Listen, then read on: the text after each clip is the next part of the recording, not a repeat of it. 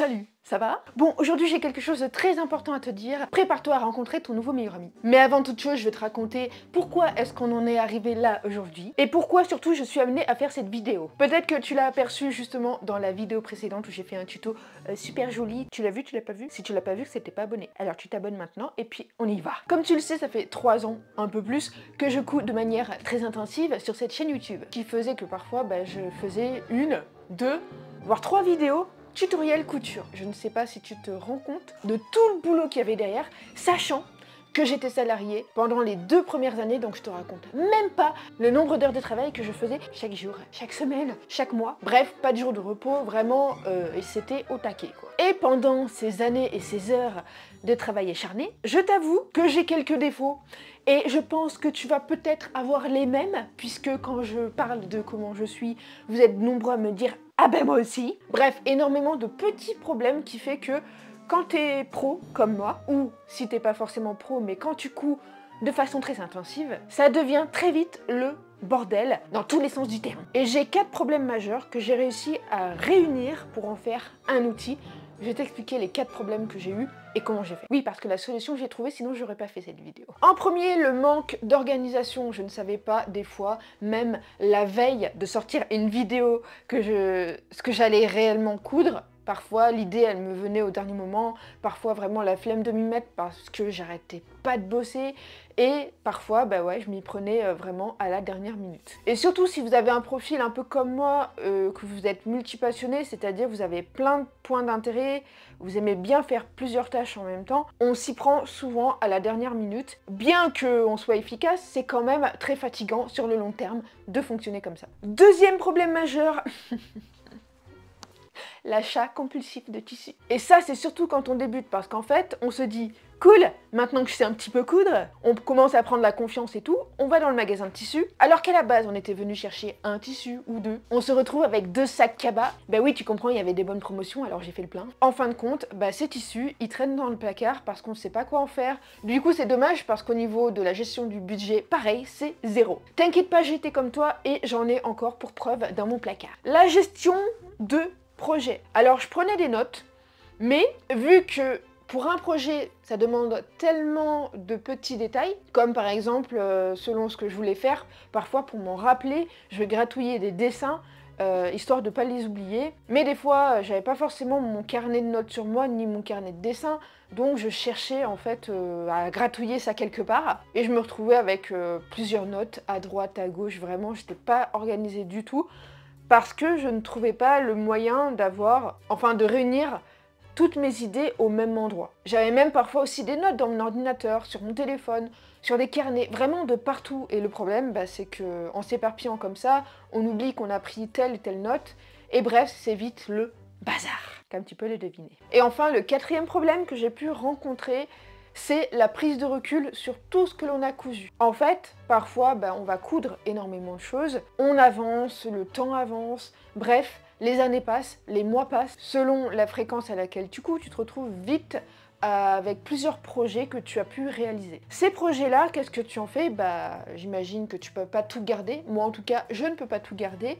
Il y en a que j'ai vendu, il y en a que j'ai donné. Alors, heureusement que grâce à mes activités sur les réseaux sociaux, je prends des photos, tout ça, donc je peux me rappeler à peu près de ce que j'ai fait. Par contre, c'est dommage de ne pas avoir un outil, quelque chose qui me permettrait de prendre du recul sur ce que j'ai pu faire, ni même de pouvoir en gros planifier mes créations, planifier mes projets, bref, avoir un espèce de truc qui me permettrait de tout avoir au même endroit, sans forcément avoir des photos à gauche, des photos à droite, bref, et encore une fois, le why dans tous mes projets. Du coup, cette solution, clairement, je l'ai cherchée. Alors, je voulais pas quelque chose de numérique parce que ça me pose problème, parce que j'aime bien, moi, prendre des notes à la main. Je trouve que quand on prend des notes à la main, au niveau du mental, c'est pas du tout la même chose que par l'ordinateur. Et surtout, pour dessiner vite fait des petits croquis, c'est quand même beaucoup mieux de faire ça à la main. Et j'ai cherché, seulement, j'ai pas vraiment trouvé ce que je voulais. Ça me demandait soit d'acheter plusieurs bouquins, et du coup, au niveau budget et au niveau optimisation, ça ne me convenait pas du tout. Donc, ce que j'ai fait, vraiment saoulée, après plusieurs heures de recherche, plusieurs semaines, mois de galère à avoir tout en bordel, et je l'ai fait. Oui, j'ai créé mon outil. Et c'est de ça qu'on va parler. Ah oui, il y en a deux. Voilà. Tous les problèmes que je t'ai énumérés juste avant, ils se résument à ça. Ça résout tous mes problèmes. Presque. Enfin, du moins ceux que j'ai énumérés dans cette vidéo. C'est déjà pas mal, je trouve, personnellement. Je vais t'expliquer comment ça marche, comment tu peux t'en servir, parce qu'avant de les sortir, je l'ai créé, je l'ai testé, et je peux te garantir que ça a tout changé. Donc je vais t'expliquer tout ça, tu vas comprendre. Et à la fin, je te montrerai ce qu'il y a dedans, parce que c'est surtout ça qui t'intéresse, j'imagine. On est parti. Alors le premier problème que ce journal me résout, c'est mes dessins.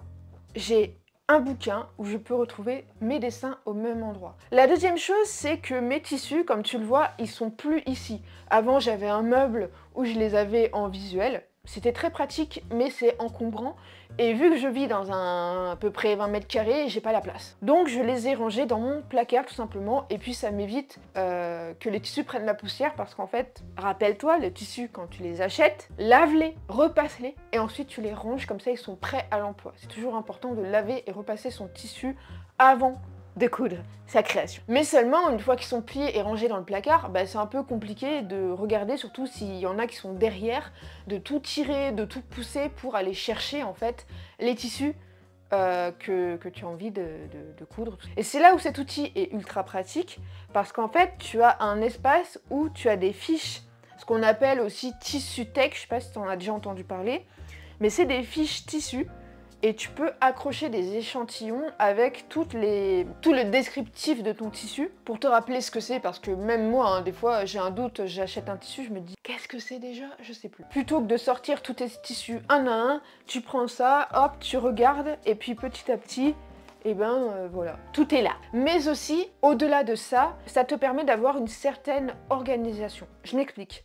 Par exemple, moi, des fois, j'ai des idées à partir du tissu, et parfois, c'est pas du tout le tissu qui va m'inspirer, c'est plutôt le projet, l'idée d'un vêtement, par exemple. Ça me permet de rassembler tout ici. Ça m'évite aussi l'achat compulsif de tissu, c'est-à-dire que, projet par projet, j'achète mes fournitures. Mais ce qui est bien aussi, c'est que tu peux avoir une vision sur le long terme. Là, par exemple, moi, j'ai déjà 2 mois de création qui sont prévus, donc je sais exactement ce que je vais faire pendant les 2 prochains mois. C'est pas mal, hein? Donc ça te permet vraiment d'avoir une vision sur le long terme. Et comme je te le disais, parfois avec le temps on se rappelle plus du tout de ce qu'on a fait. Là, à la fin de ce journal, tu as toutes tes idées qui sont là. Tu peux pas les oublier, elles sont toutes ici. Et pour moi qui couds assez fréquemment, comme tu as pu le constater, je fais au moins un vêtement par semaine. Et du coup, avec un journal comme ça, j'ai fait des fiches où j'en ai pour 1 an.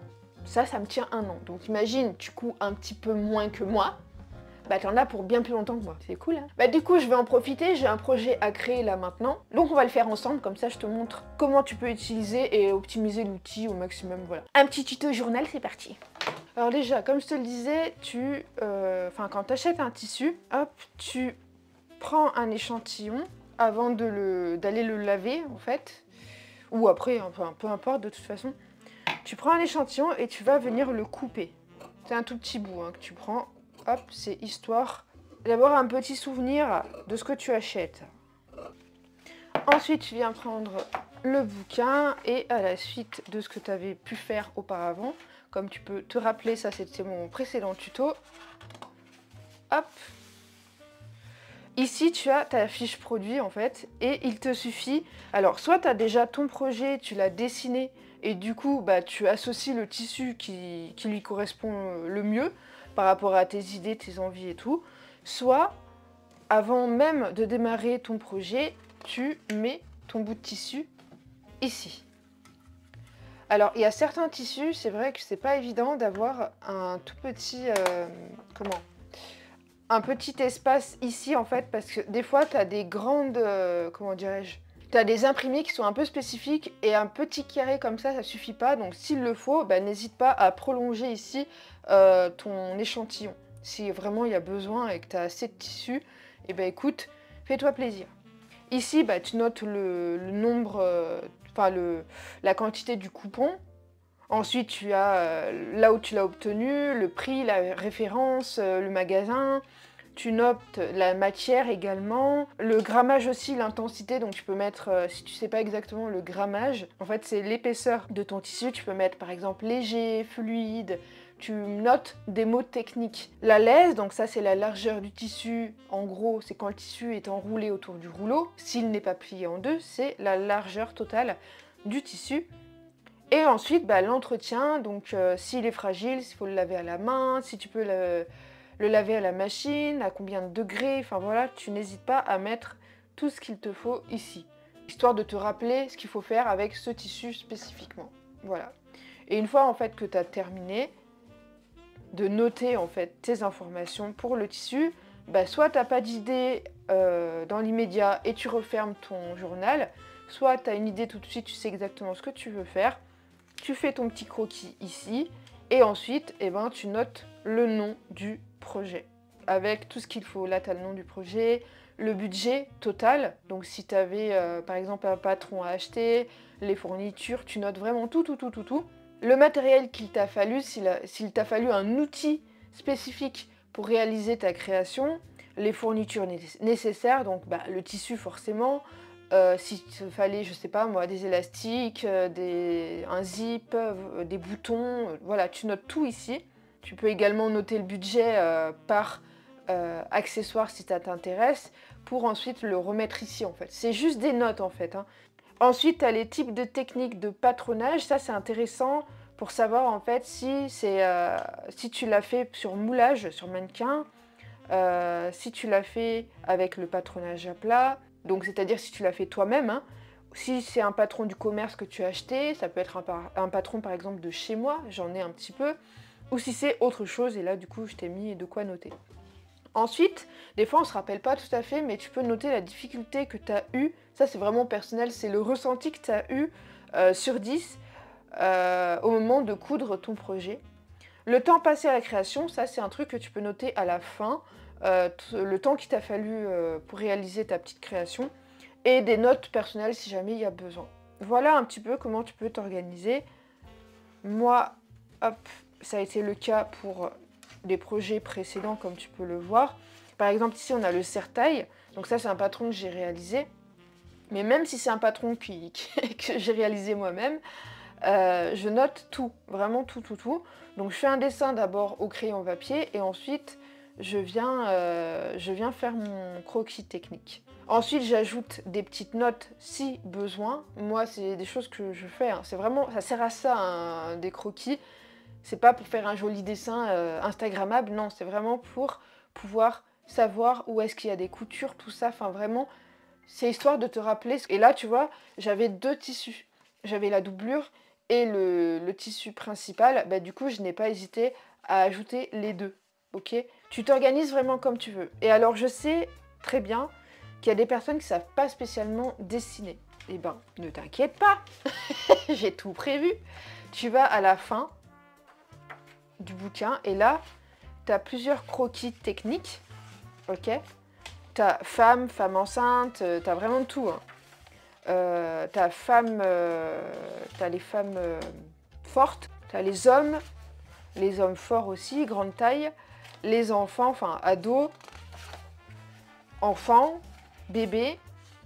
T'as aussi les personnes en fauteuil roulant. Ça j'y ai pensé parce qu'en fait, alors moi je ne l'ai pas vécu personnellement, mais déjà d'une, je sais qu'il y a des personnes en fauteuil roulant qui me suivent, donc ça m'importait de l'ajouter. Et aussi, je me souviens très bien d'une styliste modéliste de robe de mariée qui m'avait raconté que ça avait été assez technique de concevoir une robe sur fauteuil roulant. Et il faut y penser en fait. Il y a des personnes des fois qui demandent des vêtements spécifiques pour... voilà. Donc, faut pas hésiter parce que ça fait aussi partie du job de couturière ou de styliste modéliste. Voilà. Et puis, pour le fun, hein, chien, chat, voilà. Tu as vraiment tout. Ces dessins, bah, tu peux les décalquer en fait. Tu mets ta petite fiche de calque, tu décalques et bam, tu reprends. En fait, tu n'es pas obligé de retracer toutes les lignes.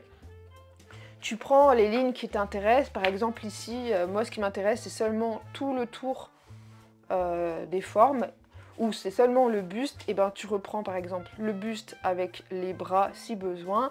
Tu prends les lignes qui t'intéressent du milieu, que tu peux apercevoir ici. Et voilà en fait, c'est tout. C'est ça l'idée en fait de ces croquis techniques, de reprendre les lignes qui t'intéressent. Tu n'es pas obligé de reprendre tout le dessin en entier. Et ensuite, tu viens le décalquer tout simplement sur une page. Et comme ça te permet d'avoir une base pour dessiner et te concentrer seulement sur la création du vêtement. Je sais que tout le monde n'est pas forcément à l'aise en dessin. Le dessin, dis-toi que c'est comme des prises de notes, mais pour nous en fait. En tant que couturier, on a besoin de savoir où est-ce qu'on fait les coutures, tout ça. C'est vraiment ça l'idée des dessins. Voilà les amis, et pour finir, j'en ai fait deux en fait. Enfin, c'est la même chose, hein. Tu as vu, il y avait deux bouquins. Il y en a un qui est souple et un avec des couvertures rigides. Je l'ai fait exprès simplement parce que je sais qu'il y a des personnes qui se déplacent tout le temps et qui aiment bien en fait prendre le temps de dessiner à l'extérieur. Et du coup, la couverture rigide, elle peut être intéressante pour ça. Le seul inconvénient, c'est que je pense qu'à force d'ajouter du tissu à l'intérieur, surtout si c'est du tissu épais, ça risque un petit peu de s'ouvrir comme ça. Voilà. Mais c'est le seul inconvénient pour ça. Et j'en ai fait un souple. Alors moi, c'est celui que j'avais, hein. Comme tu vois, ça c'est un truc pour les auteurs quand tu le conçois par Amazon. Oui, parce que j'ai pas trouvé mieux qu'Amazon pour faire mon truc. Et bien du coup, c'est souple et du coup, c'est fait, hein. C'est pas fait pour être parfait, hein. C'est fait pour le cornet. N'hésite pas. S'il ressemble plus à rien à la fin, c'est que tu l'as très bien utilisé et c'est parfait. Mais justement, pour les bouquins qui sont souples comme ça, je vais prévoir de réaliser une couverture, ce sera lors d'un prochain tuto. Bref, je t'en dis pas plus, tu verras, c'est trop cool. Mais au moins, tu sais pourquoi il y a ces deux choix et quel intérêt de prendre l'un ou l'autre, maintenant tu sais pourquoi. Moi en tout cas, j'en suis plus que ravie, j'ai déjà, comme je le disais, 2 à 3 mois d'idées qui sont déjà prêtes. Donc j'ai plus trop à réfléchir. J'achète plus du tissu comme ça non plus, j'y vais progressivement en fait. Quand j'ai le tissu, j'ai l'idée. C'est surtout plus l'idée qui m'inspire après un tissu que l'inverse. Toutes mes notes sont ici. Là, du coup, j'ai 3 ans. J'ai 3 ans de bouquins déjà prêts à l'emploi. Si jamais tu l'as déjà et tu l'as déjà obtenu, en fait, parce qu'il y a des personnes en fait qui me suivent via la newsletter que j'envoie quasiment chaque semaine, et qui savent déjà que je l'avais sorti, n'hésite pas à t'inscrire d'ailleurs, si c'est pas fait, c'est sur mon site internet, tu as tout en description. Et bien voilà, au moins, n'hésite pas à me dire s'il y a des choses que tu as envie que j'améliore d'ici quelques temps quand tu l'auras utilisé, des choses à ajouter, voilà. N'hésite pas, c'est fait pour ça justement, pour que ce soit optimal pour tout le monde en fait. Je peux faire d'autres outils, n'hésite pas à m'en parler si tu as des idées, des choses que tu es frustré, que tu trouves pas. Je peux le faire, donc voilà, n'hésite surtout pas à me le dire. En tout cas, j'espère que ça t'aidera à réaliser de nombreuses créations, à te professionnaliser en couture, à avoir une meilleure organisation. En tout cas, c'est ce que je te souhaite. J'espère vraiment vous aider à faire de votre passion un métier. Et si ça peut contribuer à votre réalisation personnelle, et ben tant mieux. Voilà, sur ce, à plus. Peace.